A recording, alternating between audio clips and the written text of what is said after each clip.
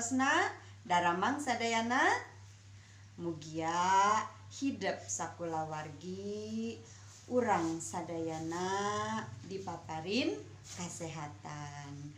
Tepang deui sareng ibu dina pangajaran basa Sunda. Dinten ieu urang bakal medar materi ngeunaan teks pangalaman pribadi. Sarengsena kagiatan diajar hidup dipiharep tiasa nu kahiji ngabedakeun mana buku harian mana teks pangalaman pribadi. Nu kadua hidup tiasa ngaidentifikasi struktur teks pangalaman pribadi. Lianti kitu sarengsena diajar hidup ku ibu bakal dipeunteun. Nu kahiji nu dipeunteun teh sikap hidup salami ngiringan kagiatan diajar. Utamina nalika komen, nalika naros ngagunakeun basa anu sopan. Anu kadua, hidup ku ibu bakal dipasihan postes ngalangkungan link anu engke ku ibu di-share dina WhatsApp grup kelas. Tah, eta dua kagiatan sateu acan hidup lebet kana materi peryogi pisan ku ibu didugikeun. Ayeuna ibu gaduh dua contoh teks. Teks nu kahiji sareng teks nu kadua. Ku ibu engke dipintonkeun hidup baca masing saregep.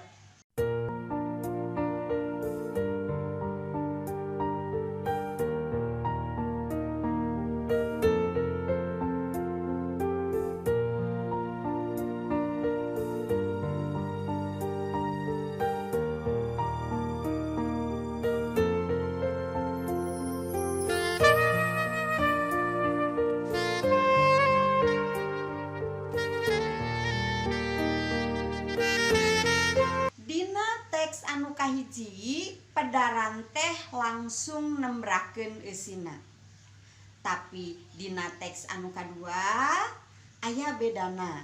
Teksna langkung ngaguluyur, urang mendakan kumaha awal eta kajadian, inti carita sarta kumaha eta carita teh atawa eta teks teh rengse dipungkas kalayan tamat guluyur caritana. Janten teks anu kahiji disebatna teh catetan poean atawa dina bahasa Indonesia disebatna buku harian atawa bahasa gaya nama panginten diari teh nya. Anu kadua teks anu kadua teh disebatna teks pangalaman pribadi. Lantaran dina eta teks ditembrakeun kalayan galur carita anu ngaguluyur. Kumaha mimitina manehna ngalaman eta kajadian sarta kumaha kajadianna teh anu sabenerna nepikeun ka dipungkas ku pamungkasna nu nandakeun eta carita teh tamat. Hidup kedah tiasa ngabedakeun mana catetan poean sareng mana teks pangalaman pribadi. Kumaha carana? Ku hidup diidentifikasi strukturna. Janten struktur teks pangalaman pribadi mah leuwih lengkap. Aya bagian bubuka, aya bagian isi, sareng bagian panutup. Sedengkeun dina buku catatan poean mah mung langsung torojogan nembrakeun eusina. Henteu aya bubuka, henteu aya panutup. Dugi kadinya heula. Mugi naon anu didugikeun ku ibu tiasa dipikahartos. Kacinekan pangajaran dina dinten ieu teh nyaeta nu kahiji aya bedana antara struktur teks catetan poean sareng struktur teks carita pangalaman. Struktur teks carita pangalaman langkung lengkap, aya bagian bubuka, aya bagian esi, aya bagian panutup. Dugi ka dieu heula pangajaran dinten ieu. Mudah-mudahan urang tiasa ditepangkeun deui dina lawungan salajengna bari aya dina kayaan sehat walafiat.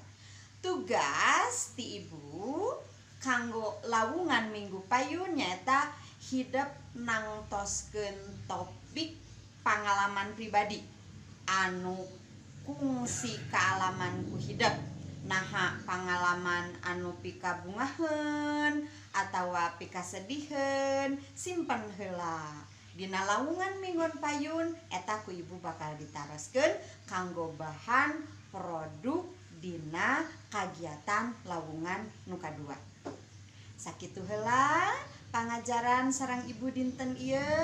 Wassalamualaikum warahmatullahi wabarakatuh.